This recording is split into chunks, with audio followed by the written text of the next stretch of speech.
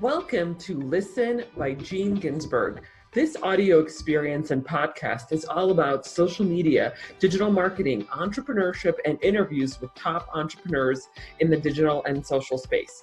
I am your host, Gene Ginsberg, digital marketing expert, #1 best-selling author, and award-winning entrepreneur. I will be sharing with you strategies, tips, and tactics on how to grow your business and your social media following. Thanks for listening. Hello, everyone. How's it going? Nice to see and hear everybody on the podcast. Welcome back. And today I have a very special guest, Zachary Scheel. Actually, second time guest, I have to say, going back. Zachary was on, I don't know, about 3 years ago. I was actually just listening to our previous podcast episode just before, like a couple hours before we're recording this now. So I'm very excited to have you back. Lots of changes in your industry and overall, I'm sure, in your company over the last 3 years since we last spoke. So welcome. Thanks, Gene. Great to be back. Yes, very excited. We actually ended up reconnecting through an entrepreneur group, I don't know, a few months ago. And that's how I was like, hey, you should come back on the podcast again and we could share an update for our audiences. So I guess first, I usually like to ask the question to kind of give our audiences, in the case in the event they didn't listen to the previous episode, is tell us about your background.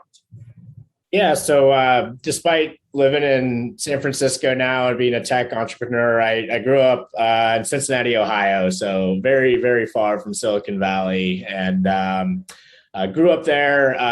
Ended up going into the Navy after undergraduate, and so spent about a decade in the construction industry.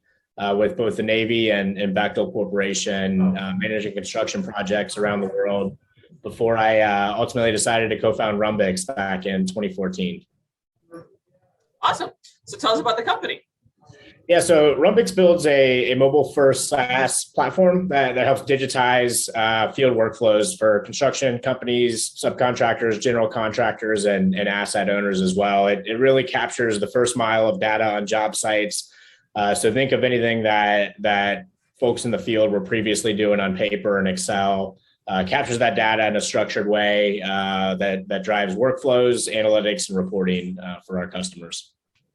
And what kinds of projects do you typically work on? Is it like residential, big construction, commercial projects, like or other besides construction projects? Like where's your sweet spot?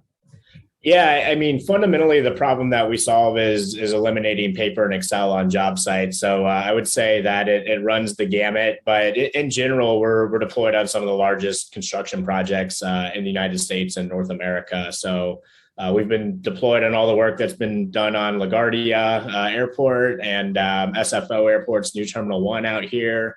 Had the opportunity to be deployed on some real cool stadium projects throughout the country. And anything and everything under the sun, from residential through commercial, industrial, and heavy civil as well. Right. So it can be applied for small projects to giant construction projects with like thousands of team members. Yeah, for the most part, we focus on the latter. That's really where you need digital systems in place to handle the sheer volume of data that's being run through the system. But it absolutely can be deployed on small projects as well. Right. Wow, that's pretty impressive that you guys are doing the construction projects in the airports. I mean, Denver Airport has been under construction, I feel like, for, I don't know, probably a couple of years now. I can't remember the last time I was at an airport anywhere in the U.S. that I didn't see construction. I think O'Hare is not under construction. Oh, it is. I was out there 2 weeks ago. Yeah. Oh, yeah. Okay. Yeah. I was like, I'm not sure. They don't have any places to move at O'Hare. And so I don't know. When I was like taxiing in, I had a layover there flying back to Cincinnati recently. And yeah, there's a lot of work going out of the tarmac out there. So not sure what exactly it is, but I'm always looking out windows for construction cranes and barriers and stuff like that. And so always notice that sort of stuff. Right. So when we last spoke, this was a few years, 2018. So obviously before the pandemic hit. So tell us the changes that you've seen in the industry with your business, just overall, since the last, I guess, year and a half or so. Yeah, I mean the industry definitely was impacted large way by COVID, and it really highlighted the need for digital tools and systems to capture real time data, especially if a project manager wasn't able to physically go to a job site because of COVID restrictions or social distancing. There's a lot less risk if a company is able to have their managers be able to see digitally what's going on the job site. So it's on the whole, COVID has absolutely accelerated digital transformation within the construction industry. During the last year, though, I think it highlighted the need, and we're just starting to see that purchasing of those digital solutions come back, because a lot of the last year was spent really focused on the safety of the workers on job sites, managing, a high degree of volatility around projects being shut down, and a lot of uncertainty and increased operational expenses around PPE, cleaning job sites and stuff like that. So, on a longer and midterm time horizon, it absolutely, accelerated and is accelerating digital transformation. And in the near term, it really just highlighted the need for tools. And, we talked to customers who are collecting on paper, self-attestation for hundreds of workers coming on the job site every day. And in the event you get a positive COVID test, it makes contact tracing a very manual administrative task. And so that's like a perfect example of a workflow, that's ripe for a digital solution. And, one of the things we did in response right at the beginning of COVID was use the platform to build a self-check-in for workers to say, hey, I'm not experiencing flu-like symptoms. I haven't been in close contact with anyone who's tested positive for COVID or traveled on to any of the countries on the CDC level 1 list. And so, that's a great example of kind of how we were able to pivot and quickly spin up a new workflow on our platform to address emergent needs that didn't exist pre-COVID. Yeah, absolutely. And I wanted to ask you, you were talking about, of course, the changes in digital transformation. Where would you say is the adoption rate for these new tools and the digital transformation in the construction industry? As a whole, the construction industry, I think, is still very early in its journey of digital transformation. McKinsey studies looking at all industries, construction's continuously kind of there towards the bottom alongside like hunting and agriculture, I believe. So we're well into our journey. And I think, looking at the next decade, I think there's going to be more digital transformation than there's been in the last 100 years in the industry, which is very exciting. But it is very much still in the early days of the journey for the industry. Wow. Okay. Funny enough, I actually had someone on my podcast who does technology in the agriculture space. And to my surprise, he told me that there's actually quite a bit of digital transformation going on in the agriculture space, where to the point where he's like, oh, the tractors that you see on the farms, they're actually all equipped with screens and computers, and all of these farmers are on these screens and computers and checking out the harvest or whatever. And I'm like, I would have never guessed that they're so advanced technologically. No, agriculture has been great. Like a lot of very blue collar industries, there's just very low hanging fruit when technology does show up. And one of the things about agriculture that I think makes it easier for technology adoption and digital transformation is the fields stay the same, they don't change, and it's really makes it easy to collect a lot of this data and better shed insights. And also it's relatively few stakeholders in generating food. When you look at a construction project, you're talking about 50 to 200 subcontractors, architects, and engineers all collaborating. Each site has its own unique challenges, and so that has been and will continue to be a barrier and challenge for the industry when it comes to digital adoption and transformation. Would you say that's the biggest challenge now, is just the adoption rate and the digital transformation rate? Well, I think the unique nature of the industry, which is very project-based and multi-stakeholder in terms of how the projects are executed, is one challenge, because everyone has their own different systems that they're using. And then how do you bring those to a project and collaboration and sharing of data? Some of the other challenges, I think, the industry is really kind of at a turning point. When I started Rumbix back in 2014, there was maybe 30 to 40 construction tech startups. It was not a sexy, unsexy industry like it is today. There's over 3,000, maybe even 4,000 startups now. And so there's a ton of cloud native solutions, but there's also a lot of the existing software that companies use to run their internal processes are on-premise legacy software products. And so one challenge is really system interoperability between modern cloud-based solutions and on-premise legacy solutions. And I think the other one that's a big barrier is just around change management. The construction industry, people, go into the industry to build stuff and fix stuff. And a byproduct of that is they don't necessarily have as much of the talent in-house that's familiar with how do you evaluate, procure, deploy, train, and then retrain your personnel on how to use software. And so that's a muscle that's just being built over time. And we are seeing, the emergence of construction technologists as a career field within the industry. We're seeing, Structure Tone, one of the largest general contractors in the U.S., just hired Rick Kahn as their chief innovation officer. And so you are seeing the more progressive companies really leaning into building and hiring the right people internally to support digital transformation. Who is Rick Kahn? Is he someone who's well known in the industry? He is. Yeah, he came over from Mortensen, and he's a great guy who's really just always been a very kind of like a futurist within the industry, thinking about how stuff like wearables and AR can be incorporated. He was really big in helping Mortensen sign a contract with Built Robotics, which was doing autonomous heavy civil equipment to essentially say, can we dig out and excavate the foundation for wind farms without a human being operating that piece of equipment? And so, yeah, it's just good when you see the largest firms in the U.S. actually recognizing that there's a need for a role to own innovation within their own companies, which is something that we've only seen in the last few years. Right.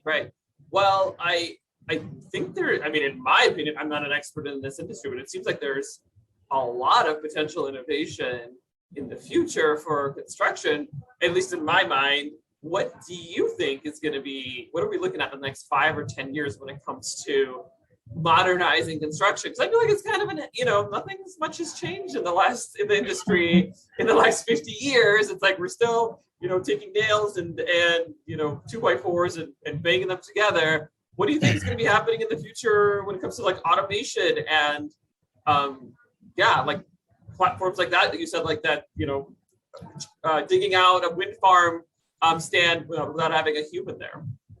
Yeah, so there's a lot of factors at play that are going to shape the solutions that come to the industry. One of them is definitely around a skilled craft labor shortage. Construction follows GDP growth, and we've got a shortage, depending on who you ask, of 500,000 to 1 million open positions today for skilled craft laborers that are unfilled because we just don't have the talent through the trade and labor union pipelines and apprenticeship programs to fill those jobs. And so robotics and more offsite prefabrication are two ways that are going to, I think, help close that gap. And so where you can, data centers is a good example. Highly repetitive. Can we move prefabrication of large racks for data centers offsite and be able to deliver those modules to the site and just less on-site assembly, more work being done in a controlled environment where you can put in, continuous process improvement and Lean Six Sigma type processes to maximize, the output of the labor in a controlled setting, and then you minimize the amount of uncertainty on the job site. And so I think offsite prefabrication is one thing that you'll see take off more in the next 5 to 10 years, robotics. But I think there's still a large amount of just digitizing paper-based workflows like we're doing at Rumbix. Like it's amazing to still find out how much paper there is on job sites. So it's this interesting juxtaposition of very kind of frontier technologies that have very relevant use cases in the construction industry, like robotic drywall finishers, with stuff that other industries, probably solved 10, 15, 20 years ago in terms of just digitizing and sharing data better across stakeholders on project delivery.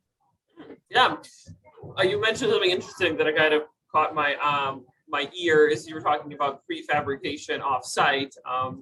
I'm actually building a house, and what's one of the things that we're doing is prefabrication offsite. So challenges that we have at our house, the house that we're building, is that we're building it in Leadville, Colorado, which is at 10,000 feet, and so the building's time that we have is about 6 months. During the other 6 months, there's really not much. Can't really do much construction during, when there's like 6 feet of snow on the ground. And so we decided to build a house made out of shipping containers, which is kind of in itself is a prefabrication partially offsite, because the shipping containers need to be, they already exist and they need to be fabricated. So that would save us a lot of time, and instead of having like someone on site actually building, like a traditional build from scratch. So yeah, I can kind of see that being the case. For us, it was a challenge because of the building time, only the 6 months that we have. But I'm sure that's going to be a faster build, right, in the future, whether you're using shipping containers or just having some of the stuff done off-site and prefabricated and then shipped to the job site. And that way you're not like doing everything from scratch in the beginning. Absolutely. There's a ton of kind of global factors driving this need. You've got 3D printing companies that are looking at, can we 3D print buildings faster than traditional methods? And so, a lot of countries have an emerging middle class where you can actually 3D print a lot more cost effective, 1,500 square foot house for a family to live in. Especially here in California with all the wildfires we've been having, there's been, hundreds and thousands of people displaced and entire towns burnt down. So you've got companies like Connect Homes that are actually using more of a shipping container sized, prefabricated, offsite assembled components to be able to rapidly spin up housing for stuff like disaster relief, for example, both here domestically and internationally as well. And so I think there's going to be a variety of different solutions that come to the table to help address everything from homelessness to disaster recovery to just high-end luxury building at a more affordable price point. Right. So we talked a little bit about what the future holds for the industry, but what about you guys? What some of our initiatives that you guys are working on at Rubix? Yeah, so one of the things that we're real excited about is really, we've helped companies tackle the challenge of just collecting good structured data, which is kind of like, the first step in digitization. And then what that unlocks is the ability to slice and dice and analyze that data for insights to help improve performance and productivity. And so we've got a whole bunch of analytics products that we're building right now that'll be released over the course of the next year. And one of the things, certainly from my experience in the construction industry, is when you were finishing up a job site, the focus was on, getting all the deliverables that you needed to the owner, but then getting ready for the next project. And so there was very little time spent analyzing the data to understand what we might want to change in the planning, bidding, pre-construction process moving forward. And so by capturing structured data at the onset when it's generated in the field, that gives us the ability to automate the generation of a lot of those insights for our customers. So that's something we're very excited about. Hey, you've got these workflows digitized now. Can we help you draw insight out of them? Right. Because the volume of data on these projects is massive. Oh my God, I'm so sure. Yeah, it's crazy how much data you probably have on a construction project in an airport, right? And then what do you do with that data, right? That's the $64 billion question. I think everyone's always like, yes, we have the data, we're collecting the data, but then how do you actually visualize or use the data to gain insights or to improve on things in the future? So that's fantastic. Cool. Well, last question I always like to ask, it's kind of a wild card question. And I know we talked about what you think is the industry going to be happening in the industry, but what is your prediction for the industry? And that could be your specific industry. I know maybe something that we haven't discussed, or just, it could be self-driving cars, terraforming Mars, robots running around.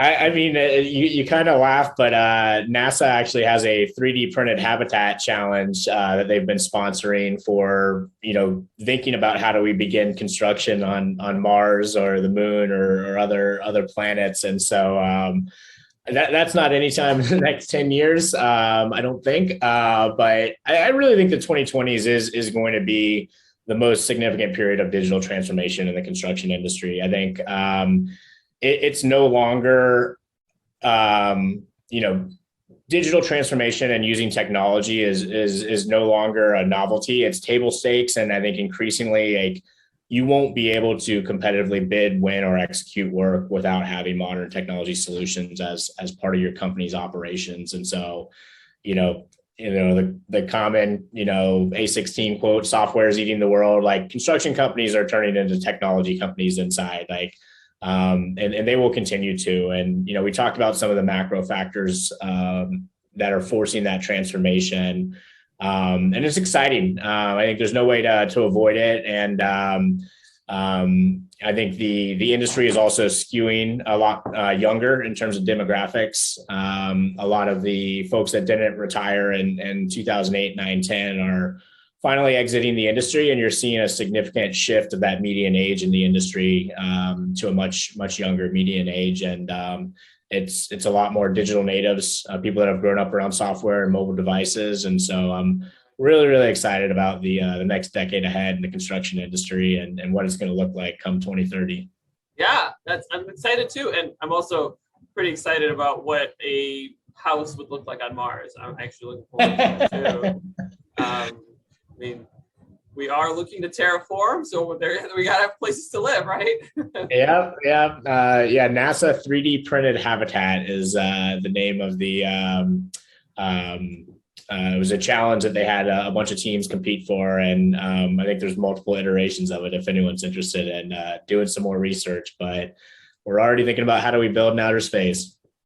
Right. Actually, I was reading about something a couple of months ago. It wasn't a house for Mars, but it was like a house that they built for astronauts as a test to see what would it be like for them to spend a year in this house, this like construction thing that their abode, I guess, that would be traveling to Mars.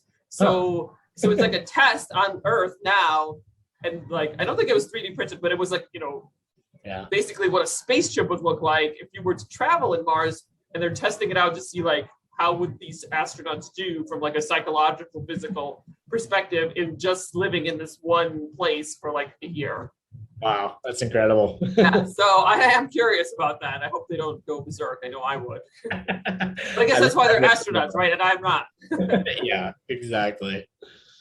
Awesome. Well, thanks so much for being here. This was a great conversation. Always great to have you back on the show. Zachary Scheel, it's Rumbix. I mispronounced it last time, but it's Rumbix. So thanks so much for being here. And I really love learning about, this whole podcast is about technology and every aspect of the world, right? So we're talking about agricultural technology and construction technology. So I love learning all about that kind of stuff and what's new and what's cooking. So thanks so much for being here. Oh, thank you for having me. Great to reconnect, and looking forward to listening to the podcast when it's launched. Yeah, absolutely.